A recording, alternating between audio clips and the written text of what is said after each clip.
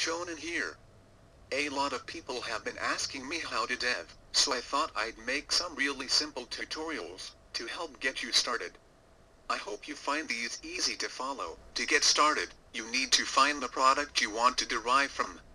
Find any product you like. For this tutorial I'm going to use my gym set here just to show you. On the product page, you'll see a link here to show you what it was derived from. Clicking it will take you to the parent products page, where you can derive your own version. As you can see, I derived from Kitten Cat's flat-chested mesh. Most meshers will put the templates needed right on the products page for you. Kitten Cat does this, so you can easily grab what you need. This mesh is very flexible, which is great. Each possible part of the mesh has its own maps, which are clearly labeled. This right here is actually the standard template for females. Oftentimes, it can be assumed that if no template is given, the mesh will use this if it is a female mesh. Of course, there is a similar one for males. The template is 256 pixels wide and 512 pixels long. You're going to want to grab this image and open it up in your photo editing program. I use Photoshop 7, but you can use anything you want.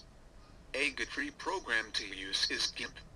Another good program to use is PaintShop Pro. It's not free, but it's nearly as capable as Photoshop and is much cheaper. The template may look confusing at first, but it's not that difficult to learn. Let's go over the basic parts of the template first. This right here is the front of the mesh. As you can see, these are the breasts, and this would be the stomach. Over here is actually half of the back, and this is one butt cheek. On the other side here, it is the same thing. I always tell people to think of the template as wrapping paper you're going to lay over the avatar. This will wrap around her, and these two edges here will meet in the back. This dip here is where her shoulder socket would be. So this here is her neck and shoulder on the front, and likewise this is her shoulder on the back. It sort of meets at the top, so sometimes when you're trying to make straps, getting it to line up can be a bit tricky. It's a lot of trial and error, so don't get discouraged. Up here is her arms. They're very small, I know. But it is the entire arm. Up here is the shoulder, and following it down, this is the wrist. It sort of is cut down the center. This is basically the front of the arm, and this, the back. Down here, you have the neck. The neck is a serious pain in the, well, neck. I tend to avoid making things with the neck if possible, unless it's a simple product. Down here is the crotch. Because of the minimum coverage guidelines, you'll always want to cover this entire area, unless you're making an access pass product. This connects to the legs. This is the front of the thigh, and this is the back, and here's the butt cheek again. Remember, this is only one and will meet with the other over here. Now that you understand where everything is, let's go over how Opac mapping works. Opac maps only work in gray tones. That is, you shouldn't use any color on them. Only white, black and shades of gray. Anything colored in white will show up, while black will be invisible. Shades of gray result in transparent material, which will show skin underneath. The closer the gray is to white, the more solid the transparent material will be. Most often, I think you would use a very dark gray for transparent material, but it's entirely up to you.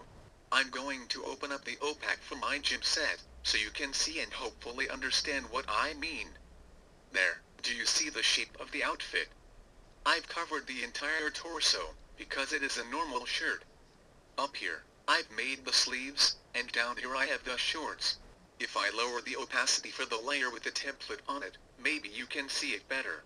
One last thing to keep in mind is that input does have the minimum coverage guideline, so it's helpful to also put the template in a layer, so that you can make sure it's covered. I will put a link to that in the description for you.